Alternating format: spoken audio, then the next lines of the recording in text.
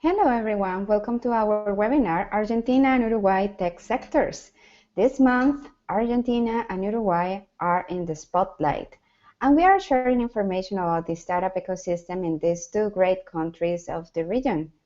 Before we continue, please consider to send your questions to contact@latamstartups.biz or to #LatamStartups. And we'll be happy to provide more details about the insights we are giving today. So remember, today we have different activities actually showing what is about this great ecosystem in Latin America, these two great ecosystems. So let's start with some general aspects. You may consider Argentina and Uruguay very similar markets. Actually, they have a strong difference, but let's say they complement each other. As general view, Argentina has a population over 40 million people and Uruguay over 3.5 million people. Making some symbolic comparison between these two countries. Argentina is like USA and Uruguay is like Canada. So it's really Uruguay, a small country that depends a lot of the economy in Argentina, but as well have some independency. And it works with some other countries in the region for sure. In the last years, Argentina has faced a difficult political and economic situation that really is changing slowly the country. Right now, it has a new government implementing some new reforms and to open again Argentina to global markets. Uruguay has been, in compare, more stable. This country has mediate in business between two big economies. One of them is Brazil and the other, of course, Argentina. And as Argentina, Brazil is another country that also has faced a difficult political and economic situation. This is the reason why Uruguay has played a big role being in the back door for these two economies of the region. For those who are doing business in Latin America and actually are looking forward to enter to Brazil or Argentina, sometimes this little guy here, Uruguay, is what is the solution for many companies. Uruguay has very low barriers of entry and is considered one of the financial paradise in good terms in the region, while Argentina and Brazil have very high level barriers. So this is for sure changing in Argentina, again, due to the new government that they have, but still they have a process to go through in order to reestablish some relationship in the region and also with the world. There is a market that is going to open up and has been already working a lot with startups and has been supporting startups for a while. So let's see how it is about startups. Now, difficult or not, both countries, Argentina and Uruguay, have produced very good quality startups. Argentina is one of the countries with a good level of English, and developers in both countries are well educated and prepared to work with global companies. Now, if you go to our white paper about Latin America, you will see there the index regarding English. Really, Argentina is the country that right now has the better English in the region. And this is very important, of course, when we are talking about the startups. Uruguay has also a very good level regarding specific developers. Some of the examples of startups, some startups that have become from Argentina, for example, here we can see Mercado Libre is like eBay in Latin America, and Despegar is like Expedia. So these two, for example, startups are very, very well known in Latin America, and they have been in the market, I think, for about 20 years already, or close to 20 years at least. They were one of the first startups that become part of the .com, evolution when that happened, and they didn't fall, after the big dot-com crisis. So they still are very well known in the region. People are still using it, and they keep improving and providing solutions for the rest of the population that they are reaching out. And would like to highlight one of the most recent startups that was born in Argentina, and that was Blue Smart. This is one of the first IoT startups in the region. It's an intelligent luggage that has raised more than $2 million in the crowdfunding platform of Indiegogo. They were very successful when they tried the first campaign, and there you go. You have the first luggage managed by an application. And this happened a couple of years ago, actually. The company was doing so well that finally was acquired by Y Combinator in California. This is just one of the example of many startups in Argentina that are these days producing, good solutions and good things for the market. And this is not just for the region, it's also global. Companies as NXTP Labs had been doing a great job in both countries to stimulate the startup ecosystem by bringing seed funding to these startups with potential to go global. So we are going to talk a little bit more about NXTP Labs in the other slides. So let's continue here with next one. And this is about some kind of support what they get. Uruguay has some other advantages. It has the fastest and cheapest internet service in Latin America.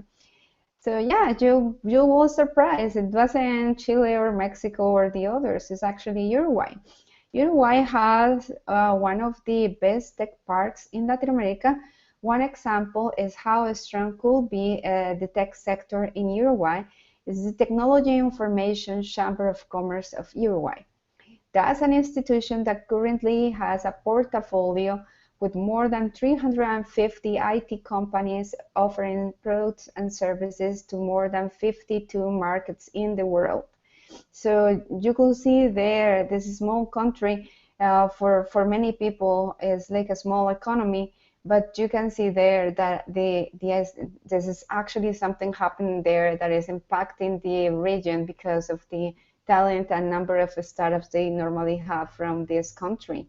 In total, Uruguay has 10 government institutions supporting startups and more than 15 incubators, accelerators, and innovation centers stimulating the ecosystem and supporting in different phases. This is a big support if you consider the population of this country. Again, Uruguay has around 3.5 million people, so this is a big support for startups. Now, we are not saying things are just perfect, of course not, but they have currently some very, very good tools in the market to develop their own startups. Startups in Uruguay don't have more alternatives than think global, as their own market is not enough to grow up as fast as they need.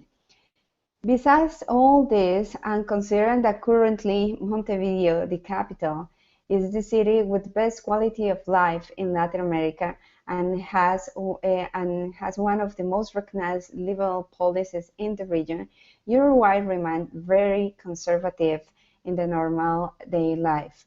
This is a contradiction the population face every day. International companies and investors may have the wrong perception as the numbers and the news are always really good about Uruguay, but it's necessary to understand culturally this country. And culturally speaking, Uruguay is one of the most conservative countries in the region. This is also, a call of attention for the investors that they have. They have relatively low number of investors in Uruguay, and there are very few that maybe can have some kind of policies that are, or some kind of behavior that are more likely like the North American behavior in regarding investment. So in this case, many investors are, again, the same path as the other countries in Latin America. They remain very traditional, and they are still in the process to understand how to invest in startups, in tech startups especially. So, regarding internet penetration in Uruguay, is the country with better access in the region. More than 58% of the population has access to internet. This percent is very similar to Chile. Argentina is not too behind. They are having 57% of the population accessing to internet. This, this effect that you can see here is thanks to the public regulation that have helped people to access internet based on some grants that have been given by the government to the population. Now, as you can see in the other webinars, the other countries also have like around 50% of the population with internet penetration, and there are some of them that are a little bit behind, but certainly this is a kind of a big surprise normally for international companies to find that, you know, Uruguay and Argentina has actually the best level of internet penetration in the region. So this is something also for you to consider. They have a good level of English, they have good internet penetration, they have good education, they have many aspects that will help to actually to find a critical mass in Argentina and Uruguay of good startups.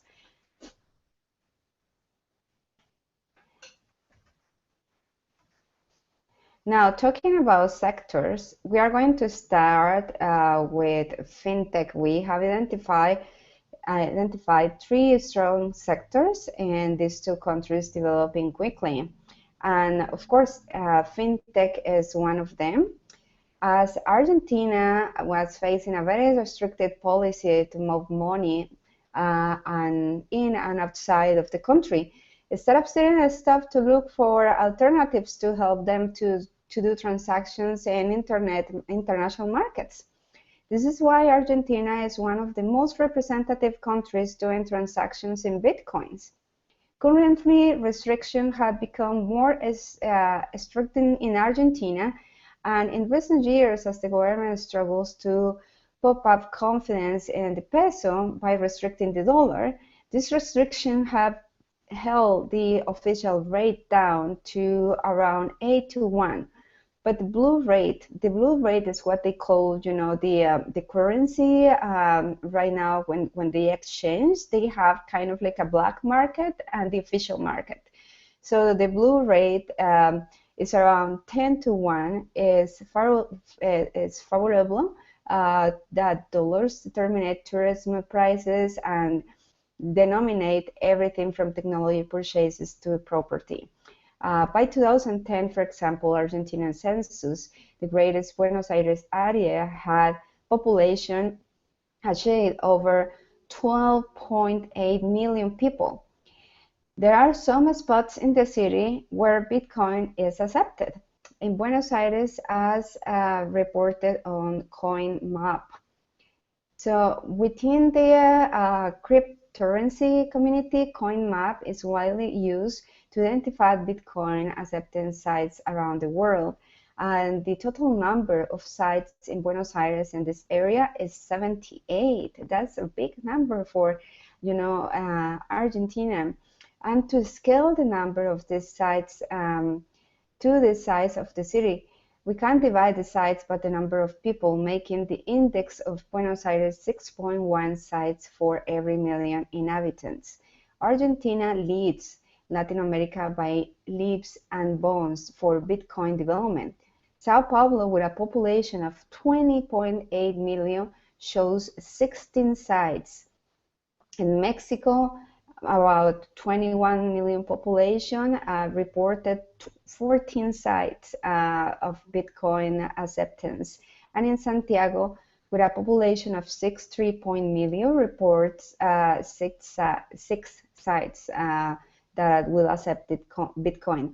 So if you are interested actually in to know better about this data, we are getting all these numbers and information from CoinDesk, which is one of the platforms that actually talk about Bitcoin and the, you know, the impact that is coming from cryptocurrency, and especially in countries like Argentina. So we are going to place the link below the webinar once it's finished, so you can have more research about what is going on with Bitcoin in Argentina. In 2013, Uruguay adopted one of the first cash machines doing transactions in Bitcoin. Monero, an Uruguayan startup, designed some cash machines after the crisis in Cyprus in 2013. And Uruguay was the second country in the world after Canada in having one of these machines. So you can see here, they work very, very close. You know, Argentina and Uruguay, sometimes what happens in one of the countries, of course, impact the other. So they kind of like work each other to see what kind of alternatives of solution they can get for the market. And now, not necessarily this is in a government level, but of course in the private level, many companies that are trying to work together, they get this kind of solution between them because they need to move money, because they need to keep living, right? So this was one of the examples of the solutions that are coming up from a crisis. So let's continue for the next one, and this is a very interesting one, is the agrotech. Now, agriculture is one of the biggest sectors supporting the economy in both countries. Argentina and Uruguay have a very well-known agricultural sector, and they are actually, you know, developing a very, very good, let's say, sector, technology sector in agriculture and specific right now. NXTP Labs is one of the most recognized accelerators in the region, and it was born in Argentina, has offices in San Francisco and so many other offices across the region. NXTP Labs recently launched the region's first agrotech or agtech accelerator. And the agtech startups in Latin America have been few and far between, just 4.1 million raised by 8 startups in 2015, compared with the 4.6 billion global total, according with Ag Funder data. With such an enormous agricultural market in many of the regions country, this is surprising, but in some cases, such as Argentina, Egg Data Company S4, technologies has been exported to the US to be closer to their investors. So limited startups, resources, and funding options have been challenged for the agtech entrepreneurs in other parts of the world too, such as Australia and New Zealand, where some similarities were found. Agtech startups have needed to find investment in the USA to develop. So NXTP Labs is putting together an alternative here, and its venture partner Tokai Ventures is now accepting applications for startups in Argentina and Uruguay to take part of the 6 weeks Agrotech Accelerator program. And the program is looking for startups in the following subsectors: biotech, decision support technology, drones and robotics, and food e-commerce, IT applications, big data, analytics and AI, soil and crop technology, risk management, and sustainable materials. The deadline for the applications was actually on June 20th, 2016, but you can see there, this is the first time that in Latin America we had like an agrotech program, and we're pretty sure that NXTP Labs will continue with the call for more startups in the near future in this area. And this is very important because for Uruguay and Argentina, this is the most important sector that is actually driving the economy in both countries. So the agtech accelerator was accepting 10 to 20 companies, which are set to be announced in July 4th. So they just made the announcement, I guess, a few days ago. And the investment will be between 25K to 150K into each of the startups that NXTP will fund. And the fund will invest around 1 million in total in each company. Investors in the 38.5 million fund include local entrepreneurs, governmental organizations, and Gold Sanch. So NXTP Lab is now raising a second larger 120 million fund, which expects Goldman Sachs to invest in again, and is set to announce some large international strategic investors too, according with Ariel Arieta, which is one of the co-founders of NXTP Labs. This will be the largest fund that will focus in Series A and Series B rounds and will invest 5 million in each company. Around 70% of this fund will invest in companies from its programs, Ariel Arieta said about this. And now, as you know, probably, if you are a startup that is scaling up new markets, Series A in specific has a big gap and have a big gap in the market because the investment is really, really difficult to actually find. So this is a great solution that NXTP Labs is actually putting something together to help a Series A and Series B to help them to grow in the markets. Now, the AgroTech program has had 200 applications already through some that have not been able to demonstrate their execution capabilities and MVP, the minimum viable product, while others already have revenue, so are not too suitable, according with Ariel Arieta. So really, if you are an agrotech company and you like to learn more about this program, just go to NXTP Labs. They are very well known accelerator, as we just said before. It's like a Guaira, any other accelerator in Latin America that have a really good reputation in the market, and they always have some kind of programs and alternatives for startups that are, that have solutions to go global. So that's a really good one. Now, for the IoT, which is the third sector that is developing, this is the same as in Mexico, actually. They are getting very, very momentum right now with Internet of Things. So as Blue Smart, other startups are working IoT in Argentina and Uruguay. And there are some big corporations putting money together to actually help startups to grow from ideas to prototypes in Internet of Things. And one of them is Microsoft. Microsoft is supporting entrepreneurs with 3 years to access free services and access to free software for the same time, and specialize in tech support.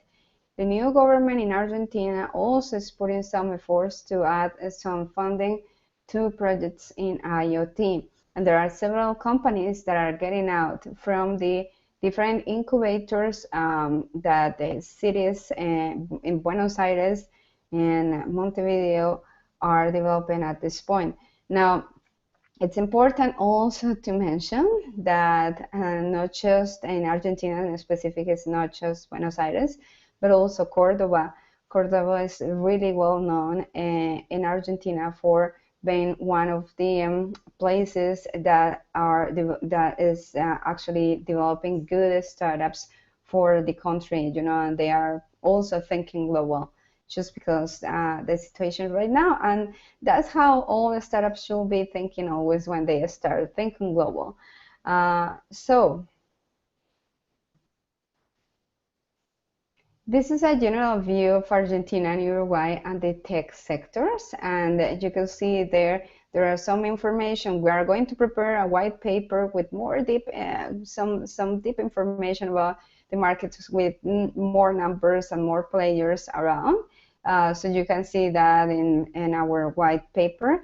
But also we're preparing some other activities so you can get some insights, not just from us, but also from the local players that are helping these startups. So For those that are interested in to hear what is going on in Argentina and Uruguay from the startup perspective, then this Wednesday on Twitter, we are preparing another LatAm chats, and this is with some Argentinian and Uruguayan startups that are going to share their stories, their challenges and opportunities starting up in Argentina and scaling up to new markets. And actually, we have very, very good examples of some of them that are already in other countries, and they started in Argentina and they have to move and continue, growing to other markets.